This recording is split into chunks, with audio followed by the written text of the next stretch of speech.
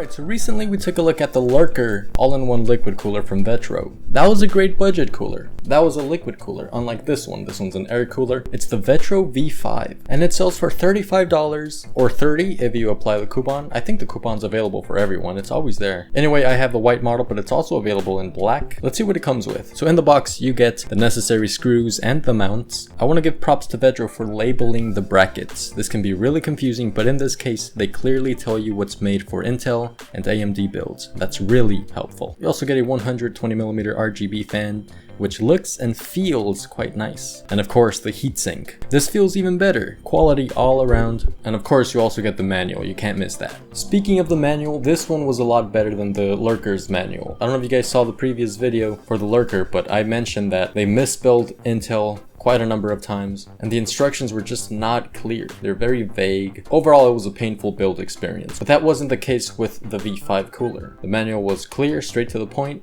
and overall the build was just simple. I did have one issue though. So my mother doesn't have an ARGB connector. I don't even know if the motherboards come with those or you need an actual splitter. Either way, in this case, I needed a splitter or a controller. Now this fan has an ARGB connector, and I would assume that it would come with some sort of controller, but it doesn't. So in this case, if you don't have one either, you would have to go out and buy one for like $7 or $10 on eBay, Amazon. They're easy to find, but it's another thing you have to do. Luckily for me, because I made the video on the Lurker, that one actually came with an ARGB controller, so I just took it out of my computer and put it into this one, and it works just fine. And as you can see, it lights up. If you don't use the ARGB controller, the fan will still work, it'll power up, it'll spin and everything, you just don't have any lights. And that's a pretty big deal. It's a major selling point for coolers like this one. And once again, if you want to change the colors, you're gonna have to press the button on the controller. There's no software or programs that go with the cooler or the fan. So I would suggest leaving it in a color that you like, so that way you don't have to open up your case and press the button every time you want to change the color. For this video's purpose, I put the controller right here, so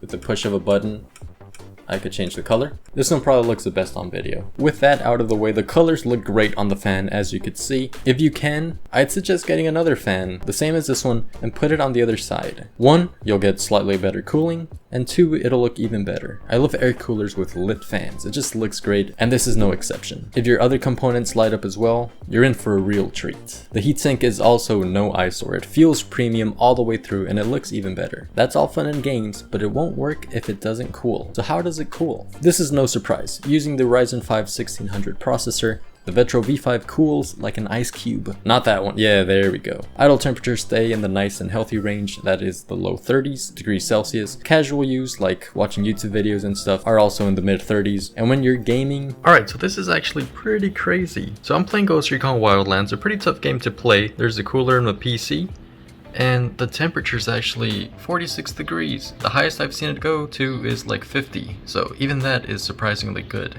I would expect gaming temperatures to be, you know, in the mid 60s, low 60s, around there. I was expecting this one to maybe be in the mid 50s, but mid 40s? That's really good. That's one of the best temperatures I've seen while gaming, for sure. Alright, still in the game. I brought out a different temperature, well, overall hardware monitor. It's called HW monitor from CPU ID. And right there, under temperatures, CPU 47 degrees.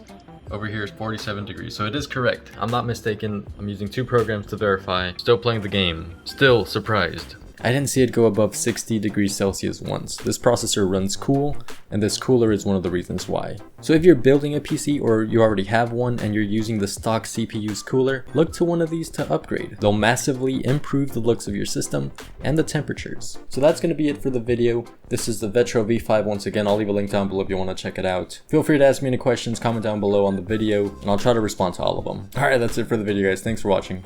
I'll see you next time.